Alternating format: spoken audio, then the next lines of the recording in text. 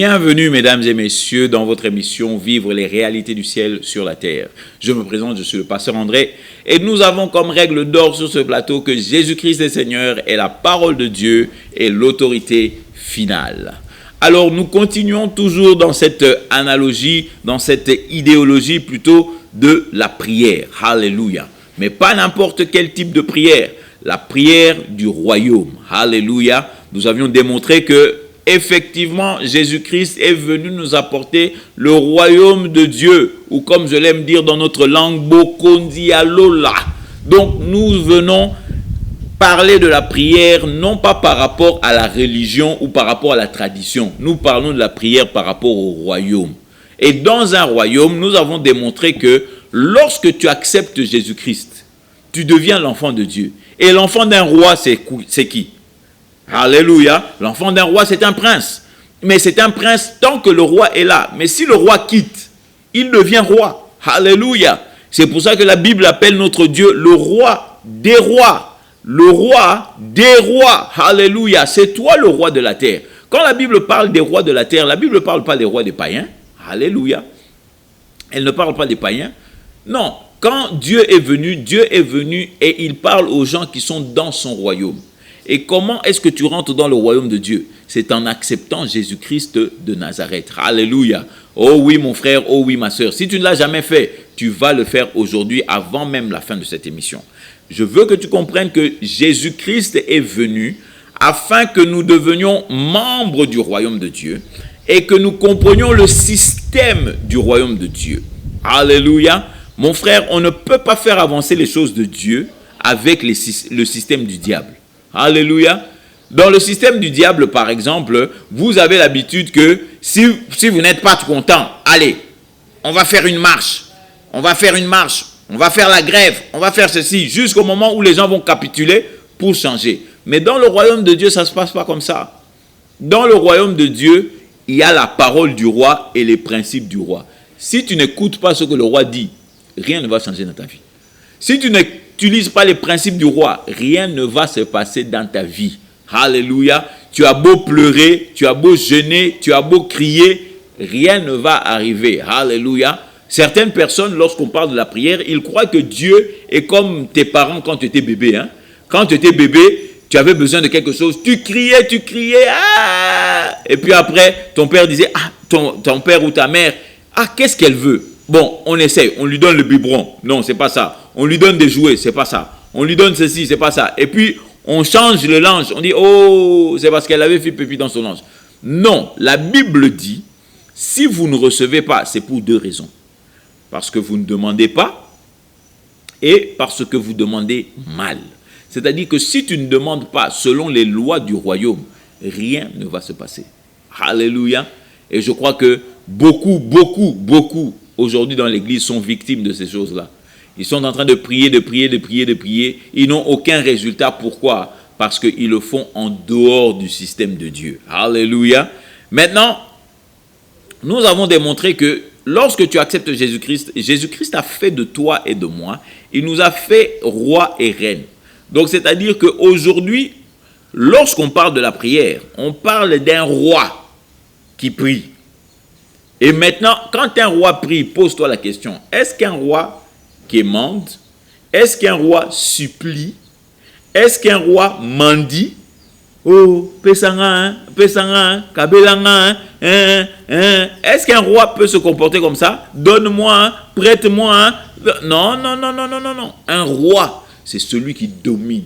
Quand on parle de royaume, on parle d'un endroit, d'un pays où l'homme qui est appelé le roi fait assujettir ou bien domine par sa façon de faire les choses. Alléluia. Dans un royaume, c'est le roi qui est l'autorité suprême.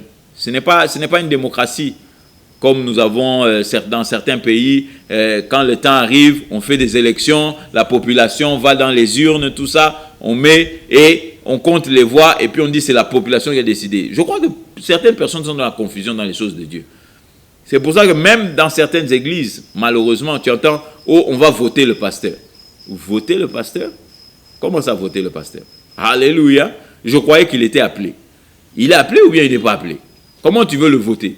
Ce n'est pas nous qui votons, c'est Dieu qui choisit. Alléluia, gloire et louange à Dieu. Alors je voudrais parler de la prière en tant qu'homme du royaume et non pas comme un religieux ou un membre du christianisme ou bien d'un système idéologique de doctrine. Non, non, non, non. Je veux parler de la prière selon le royaume.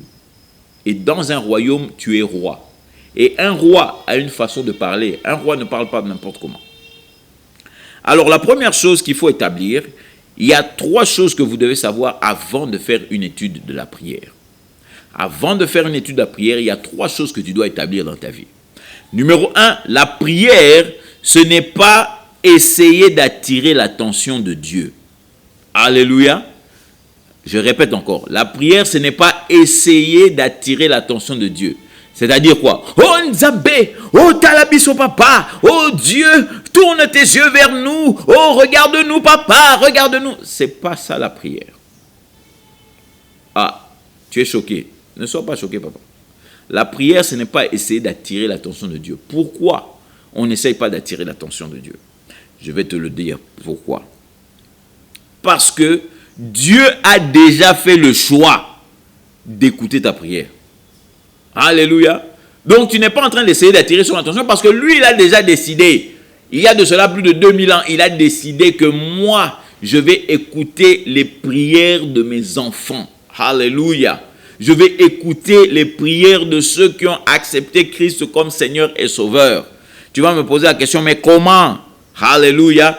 Allons dans la Bible. Nous allons dans 1 Pierre. Alléluia. Les lettres de Pierre. 1 Pierre chapitre 3. N'oubliez pas dans cette émission, bloc-notes, bic et Bible en papier. Bloc-notes, bic et Bible en papier, car cela est très important. Je n'arrêterai pas de le répéter. C'est important que vous puissiez écrire ces versets. Surtout quand vous entendez des choses que vous n'avez jamais entendues. Alléluia. Il ne faut pas croire que le pasteur André est seulement là pour essayer de détruire les doctrines des gens. Non, je ne suis pas là pour détruire les doctrines, mais je suis là pour vous pousser à réfléchir, afin que vous regardiez dans votre Bible, est-ce que ce qu'il dit est vrai ou faux? Alléluia. Je te donne l'autorisation de juger ce que je dis. Alléluia. Afin que tu puisses réfléchir, est-ce que c'est vraiment biblique? Ou bien c'est parce que tu n'as jamais eu le temps de réfléchir et de te poser la question, est-ce que c'est ce que j'appelle la prière? Est-ce que c'est vraiment la prière? La Bible dit que tu es un citoyen du royaume. Alléluia. Maintenant, 1 Pierre 3, au verset 12.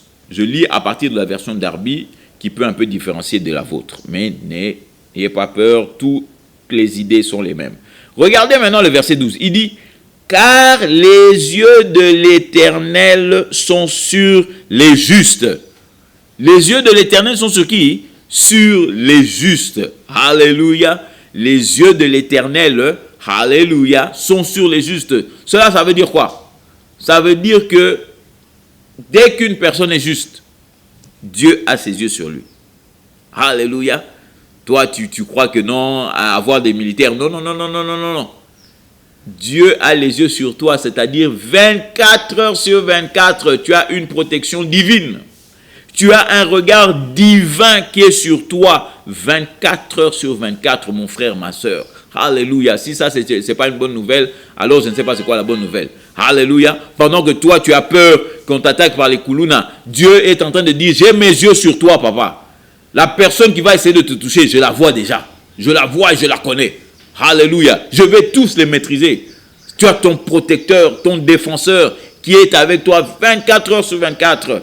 La question que quelqu'un pourrait me poser me dit, oui, mais là, la Bible dit, les yeux de l'Éternel sont sur les justes. Est-ce que moi, je suis juste? Oh, mon frère, ma soeur, alléluia. Peut-être que tu es un peu en retard. Mais qui est le juste? C'est celui qui a été déclaré juste. Et celui qui a été déclaré juste, c'est qui? C'est celui qui a accepté Jésus-Christ comme son Seigneur et Sauveur. La Bible nous dit dans 2 Corinthiens, au verset 5, 2 Corinthiens chapitre 5 plutôt, au verset 21, la Bible dit que lui qui n'avait point péché est devenu péché. Dieu a fait de lui péché, afin que nous devenions la justice de Dieu. Le juste aujourd'hui, c'est toute personne qui a accepté Jésus-Christ comme son Seigneur et son Sauveur. Alléluia. Toute personne qui a accepté Jésus-Christ est juste. Et la Bible dit, si tu as accepté, alléluia, si tu ne l'as jamais fait, mon frère, ma soeur, je vais t'en donner l'opportunité avant que cette émission termine. Mais il faut que tu réalises que si tu as accepté Christ, les yeux de l'Éternel sont sur toi. Maintenant, la question de se poser, c'est si les yeux de l'Éternel sont sur moi, pourquoi je souffre? Pourquoi est-ce que je souffre? Ou bien pourquoi même les koulouna m'attaquent quand je rentre chez moi la nuit? Plus que l'Éternel me regarde tout le temps. Alléluia. L'histoire ne s'arrête pas là. Regarde ce qu'il dit ici. Alléluia. Alléluia. Regarde ce qu'il dit ici. La Bible dit, car les yeux du Seigneur sont sur les justes et ses oreilles, pardonnez-moi, et ses oreilles sont tournées vers leurs supplications. Alléluia. Ses oreilles, alléluia, ses oreilles, matoi, ses oreilles sont tournées vers toi. C'est-à-dire que Dieu t'écoute à chaque moment, à chaque minute, à chaque heure, 24 heures sur 24, tu peux parler, Dieu t'écoute. Alléluia. Aussi vrai que Dieu non seulement regarde, mais Dieu aussi écoute. Et il dit, il insiste, mes oreilles sont tournées vers tes supplications. Le mot supplication, ce n'est pas le mot supplier. Oh, ce n'est pas le mot comme on entend, dès qu'on entend supplication, ça veut dire, oh, banda komile la papa, to supplier Nzambe. Non, ce n'est pas ça. Le mot supplication est un vieux, est pris d'un vieux français qui veut dire tes demandes. L'oreille de Dieu est tournée vers toutes tes demandes. Supplication, c'était une demande officielle. Donc, toutes tes demandes officielles, l'Éternel, ses oreilles sont tournées vers toi. Alléluia. Donc, en d'autres termes, mon premier point que j'étais en train de dire, prier, ce n'est pas essayer d'attirer l'attention de Dieu. Pourquoi? Parce que Dieu te regarde chaque jour, 24 heures sur 24, et il t'écoute 24 heures sur 24. Donc, tu n'as pas besoin de dire, oh Seigneur, écoute ma prière, parce qu'il t'écoute. Alléluia. Quelqu'un me dira, mais oui, mais David priait comme ça dans l'Ancien Testament. Pardon? Dans l'Ancien Testament, merci beaucoup. Alléluia. L'Ancien Testament n'est pas ton testament, papa. Toi, tu fais partie du Nouveau Testament. Dans l'Ancien Testament, pour être juste, vous savez qu'est-ce qu'il fallait faire? La Bible dit, si tu fais tout ce que je te dis, et que tu obéis à toutes mes paroles, alors je te bénirai. Et si tu ne m'obéis pas, et si tu ne m'écoutes pas, alors je te maudirai. Mais tandis que dans la nouvelle alliance, la Bible dit, Jésus-Christ est devenu péché pour nous. Jésus-Christ a pris la malédiction sur la croix pour nous. Ce qui fait qu'aujourd'hui, si tu fais partie de la nouvelle alliance, mon frère, ma soeur, tu n'as aucun droit, je le répète encore, tu n'as aucun droit d'accepter la malédiction dans ta vie. Alléluia. Tu n'as aucun droit d'accepter l'échec dans ta vie. Pourquoi? Parce que Jésus-Christ a tout pris sur la croix.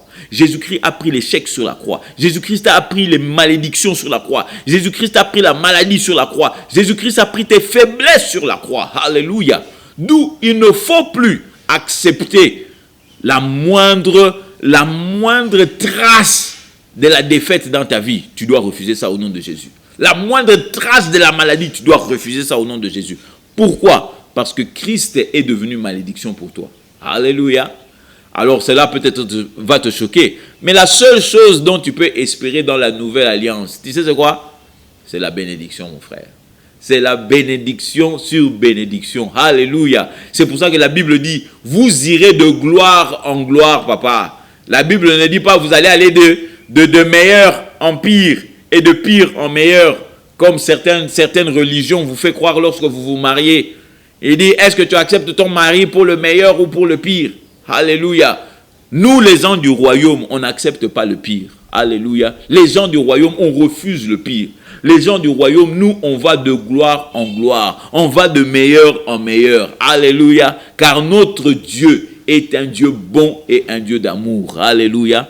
Oh, ça c'est une formidable nouvelle de savoir que l'oreille de Dieu et les yeux de Dieu sont dirigés vers moi 24 heures sur 24, papa. Je n'ai plus à avoir peur. je n'ai plus à avoir peur parce que Dieu me surveille, Dieu me regarde et surtout, Dieu m'écoute. Donc, mon frère, ma soeur, j'établis cette règle en te disant que prier, ce n'est pas chercher d'attirer l'attention de Dieu. Alléluia. Aussi vrai que notre temps pour aujourd'hui arrive à sa fin, je voudrais te donner l'opportunité de recevoir le meilleur du ciel, le cadeau du ciel, la grâce de Dieu parmi les hommes. Alléluia. Rempli de grâce et rempli de vérité, Jésus-Christ de Nazareth.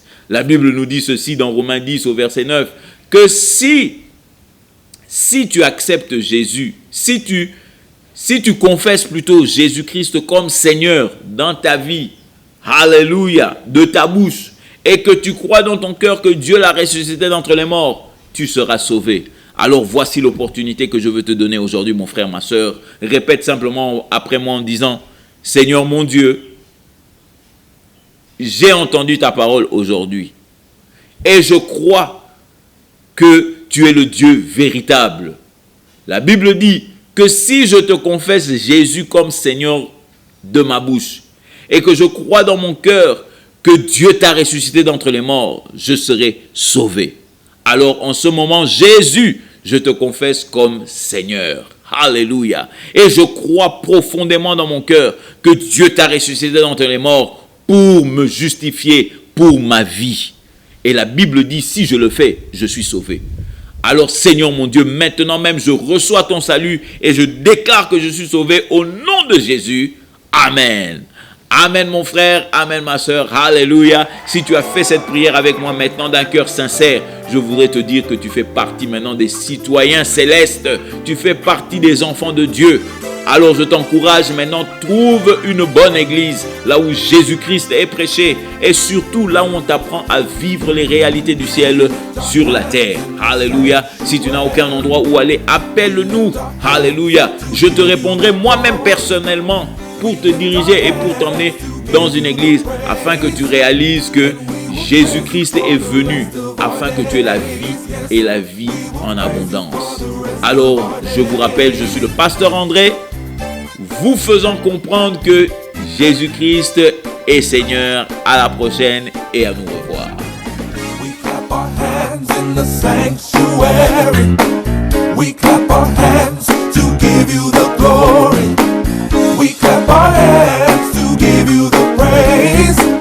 And we will praise you for the rest of our days. Yes, we will praise you for the rest of our days.